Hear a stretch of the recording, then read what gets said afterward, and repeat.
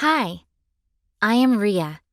I am a very ambitious and hardworking young girl of 19. I am the second daughter of my parents. People around see me as a beauty diva, but I honestly do not care. We lived an average life since my father couldn't get enough earning from his job. As a college student of biology at Phoenix University, I have always been passionate about being a surgeon doctor, so I kept studying. I was so studious that I never had time for partying, clubbing, and making friends. Although I know that I had a lot of admirers, but I still don't give a damn. I remained focused on my course. I lived a stereotyped life in college, from the lecture room to the hostel, from the hostel to the library. However, I have one fault. I am an extremist, so you don't have to wonder why I am serious with my academics. I promised my dad to make him proud and tried to make good grades. My world came to a standstill just 24 hours to my first semester examination, as I was engrossingly studying biology, that I forgot that I have not eaten since morning and it was almost 4 p.m., and I suddenly slumped. The next place I saw myself was in a hospital bed. My father came, and the diagnosis proved that I had a hole in my heart that has accumulated badly, and the only solution that is beyond therapy is to have a heart transplant. So I was booked for a heart transplant. I wondered where on earth a donor can be gotten from. I felt devastated as I watched myself lying helplessly. Indeed, life dishes up so many: injury, illness, tragedies, abandonment. Though we may share replica experiences, yet every hurt differs. And no matter how many times our loved ones say, "We understand," they don't. You may even get pissed off at their words. It was not easy for me to bear this pain, as I was viciously knocked down by life. I was psychologically tripping and falling. I felt the impulse to rise and start moving. Oh, hell no. It's not possible. I was so weak. Agony descended on me. What shall become of my dreams? Nobody could cheer me up because I was living a friendless life. So my only succor is my family, my father and mother, and the doctors and nurses who kept speaking life into me. My parents started sourcing for funds to save my life. A lot of thoughts were already running through my brains. Where on earth will my dad get such amount of money? What will happen to me after now? It was quite challenging, but my dad determined to see that his only child lived. After 48 hours, the doctor told us that the only solution to the challenge is to keep checking if there would be instant accident cases that claim lives. In such cases, with the permission of the government, victims can be operated and the organs sold. Coincidentally, there was news of an accident that claimed 7 lives that same day. And from one of the victims, they got a heart for the transplant. It took hours to carry out the surgery, but at last it was successful. Everyone was happy as I gradually recovered with added beauty. But I started feeling different within myself. I lost interest for education. I hardly attend lectures, talk more of reading. People said I became rude and inhuman. And then my dress code automatically changed. I started disliking decent and corporate wears and preferred sexy and nude clothing. I started liking dancing. I got myself trained to be a strip dancer. Wherever there is a club, that's where you find me, no matter the time. Luckily enough, I got a job at a strip nightclub in town. I enjoyed my new job and entertained my customers well such that I was second to none in strip dancing. I was having a good time with the job and even started mingling with the manager. We became close and had fun severally.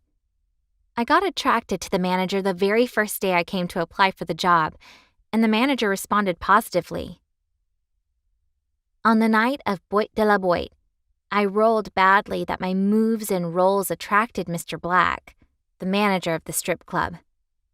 I never knew he was crushing on me. For the very first time as I was dancing, my fist lost control and I almost fell off the strip with my head bowed to the earth, and I suddenly felt a hand that gripped me. On lifting my head, behold, it was Mr. Black. He whispered to me, "I love you. You remind me of someone special." He carried me down from the stage as I walked into my room panting like a dog that lost a fight. Then I asked who it was I reminded him of. He told me that it was his love that works here in the strip club that died some months ago, and he feels the same thing for me. Even right now, it's as if he is seeing her. I got scared the more. "What was the date of the accident?" I inquired. 7th of February, 2006, he responded. He also told me that it was 7 persons that died and the hospital they were rushed to. I immediately left him there and went to the hospital where my surgery was carried out and made all the inquiries. The document of the transplant was shown to me, as well as the photocopied death certificate which Mr. Black gave me, and it was confirmed that it was Soya's heart that was transplanted to me. My goodness, I couldn't believe it. I dropped a note that explains my findings to him at the bar and went home weak and confused to do anything, but I have to start preparing for the night show. I never knew that Black was still in love for me, not minding what I do for a living. How I strip myself at nightclub was not his concern. While in my cubicle, my white towel tied around my waist after having a cool shower, as I was applying my body cream, I heard the sounding of someone opening my door. I felt it was my roommate, but it was not her. It was a tall, heavily built, and a cute guy standing with his legs crossed in front of my door. It was Mr. Black. I was dumbfounded. He calmly closed the door and made his way towards me. I was becoming nervous, and trust me, I have never been this nervous before a man since I became wild doing my strip dance business. However, I decided to overcome this nervousness as I stood up. He held me on my slippery arms. There was this feeling that moved within my arteries and veins that got me shaking. "This is not me!" Immediately, he whispered into my ears, "You cannot run away from me. Even if you run, you cannot hide. If you hide, there is only one place you can hide, and that is in here," pointing to his heart. As his passionate eyes were already gazing into my eyes, I wondered where this is heading. As I turned round and slowly bending my head just to avoid his charming looks, he raised my head gently, lifting my jaw. As I gazed into his eyes this second time, I became more tensed. He still fixed his brown eyes looking into mine with uttermost devotion and commitment. I was ready to strip because I thought he wanted a quick fun as usual so that I can attend to other customers. Instead, he took the cream that was still in my hands, offering to help me finish the application as he gently applied the cream. Myriads of thought kept flowing in me. I was engrossed with the movement of his hands, and I felt this passionate bliss and heat that is rising within me as I got more intensified. It was truly a mixed feeling. Mr. Black put his arm around my waist, lifting me on the sofa, and knelt before me. Surprisingly, he never did anything but kept looking into my eyes. "Rhea, you are indeed the bone of my bone and flesh of my flesh, and I promise to make you happy and fulfill all your dreams. I thank God that my lost love was brought back to me. Please, will you marry me?" As he kisses in a golden ring into my mouth. I said yes to him. Yeah, I accepted to marry him because since I met him, I have full joy. Immediately, he carried me up in ecstasy with the tears in his eyes.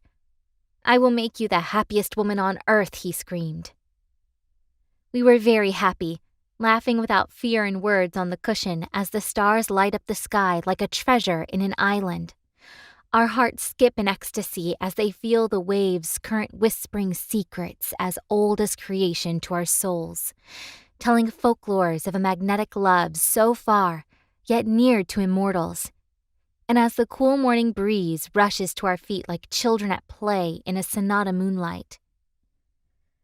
Those affirmative words spiced with a soothing touch, a healer of sorrows and pains in his boredom, moment when the past is erased and a new beginning born to fertilize the soul and purge every detail of heartbreak away.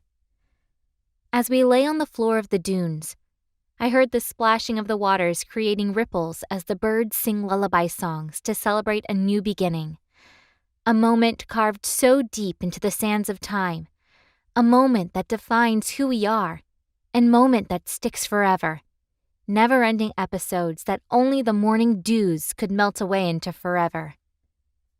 I have come to love a heart as soft as yours, Rhea, my love. This is reality and dream come true. It serenades both body and soul. Black said to me as my strip dance job ended that night with Black by my side.